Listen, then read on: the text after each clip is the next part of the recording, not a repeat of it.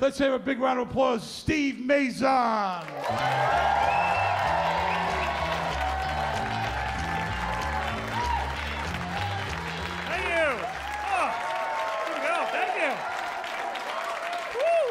What a crowd. Steve Sharippa, our host, how fantastic. So excited to be working with Steve. I met him a couple years ago not doing comedy. I actually met Steve out at a strip club. Let me tell you, that man can dance. He can. I wasted like half my paycheck on him. I'm not gay, I'm just a big tipper. Thank you.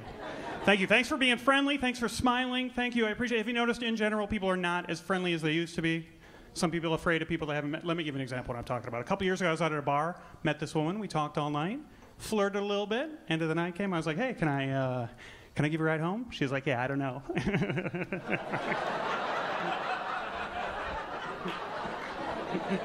We just met. It's like, yeah, we've been talking for like 4 hours. What are you worried about? She's like, yeah, I just... I don't want to wake up in a ditch somewhere. I was like, what? It's like, don't be silly. You're not going to wake up.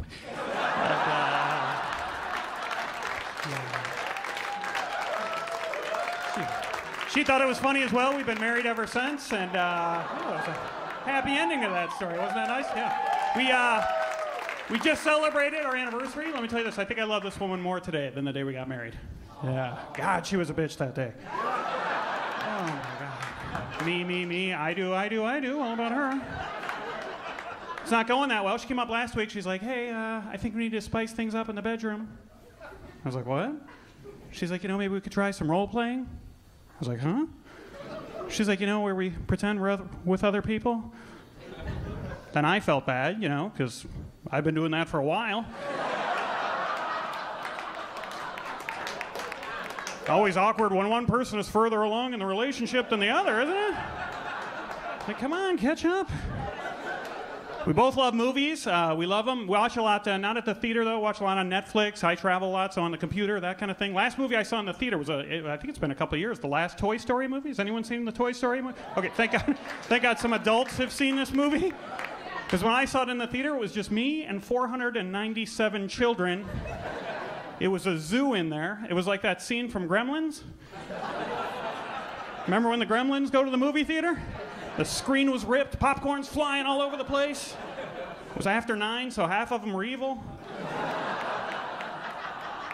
If you haven't seen the Toy Story movies, probably some stories about these toys. They always get lost. They're always trying to get back to their house, their kid's house. And this last one, there's an evil toy. And he tells Buzz and Woody at one point, he's like, you'll never get back to your kid's house again. This little girl sitting behind me in the theater stands up on her chair and she yells at the screen, oh, yes, they will! It was so cute. I turned around, I was like, shut the fuck up.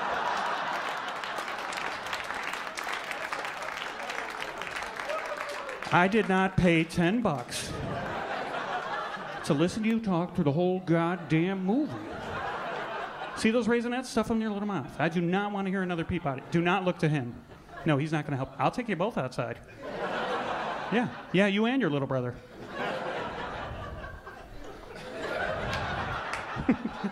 It was just a joke. It was just a joke, I said to the usher as he escorted me from the theater. What about her?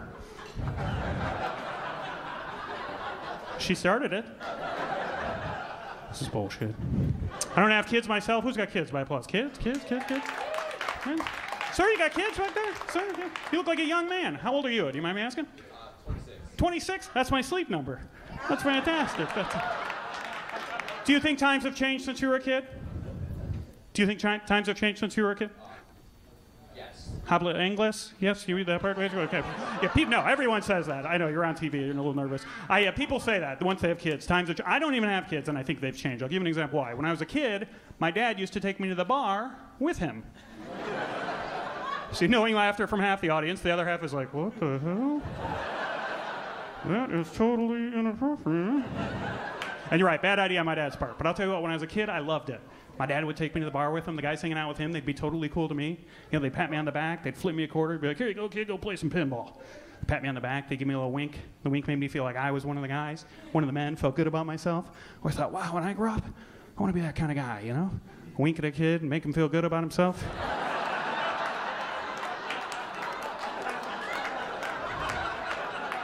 Times have changed. You wink at a kid, he's not feeling good about himself. He's telling an adult. And possibly a jury at some point. And you cannot explain that away. No one will buy your explanation. You can't be, look, let me explain. Look, he was just a cute kid. No, not cute. Not cute. Not cute. He was a nice kid, and I was just going to give him a quarter for nothing at all, just to have. It's going to make sense. Let me explain. Look, men used to do it to me when I was a kid. Okay, that's coming out wrong. Makes me realize either A, times have changed, or B, my dad's friends were hitting on me. I want to apologize. I just realized I cussed a couple jokes ago. I said the F word. I'm trying to cut down. I'm not against swearing. It's one of my resolutions, though, was to stop it. I'm not against swearing. It's just words, but I'm not good at it. That's why I'm trying to stop. You people here in New York, you guys are fantastic at it. You are, well, this is the capital. Should say it right at the airport. Welcome to fucking New York. Right on the thing there. Just, right? Amazing. Right on the... Look on the license plate. Big fucking apple. Right there. I had a buddy in the Navy. He was so good he didn't just swear in conversation. He was so good he could cuss in the middle of another word. I was like, hey, Rob, how was that trip you went on? He's like, oh, Steve, fan-fucking-tastic. I met this chick. She was Stu goddamn Pendis. The whole trip was unfucking believable. Wow. You're good. I try and do it. I can't pull it off. He's like, hey, Steve, how was that dinner? I'm like, oh, delicious. Fucking...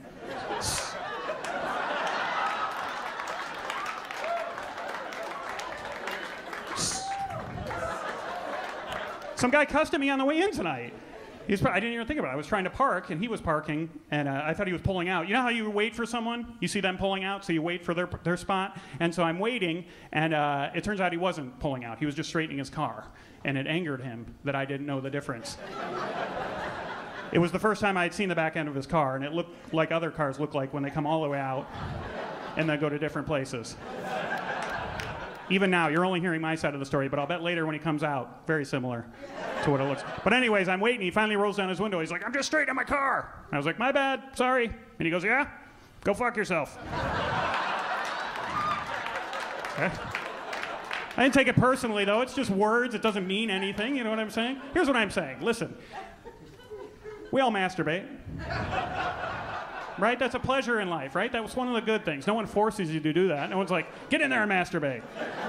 I don't wanna. Get in there. You stay in there till you like it. It's a good thing. It's one of the... If someone you don't even know, a perfect stranger's like, hey, go fuck yourself. They're basically saying, hey, you go take some time for you.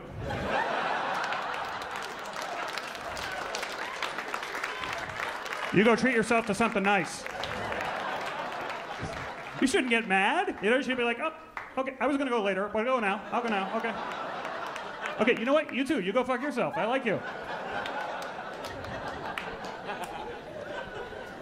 I travel a lot for this job. I'm away from my wife, so that's kind of hard sometimes, but we have this tradition we put in place. Whenever I travel, whenever I go out of town, the night before I leave, we always have sex to retain a little intimacy while we're apart. So I knew I was coming, you know, to New York this week. The night before I left, I rolled over. I was like, hey, leaving tomorrow, Gotham Live. Let's get it on. And she's like, yeah, we can't. And the reason was it was that time of the month. But that's not what she says. She's got a cute little saying. She's like, yeah, we can't. Aunt Flo is in town. I was like, what? Aunt Flo is in town? I was like, is she visiting alone, or did she bring Uncle BJ?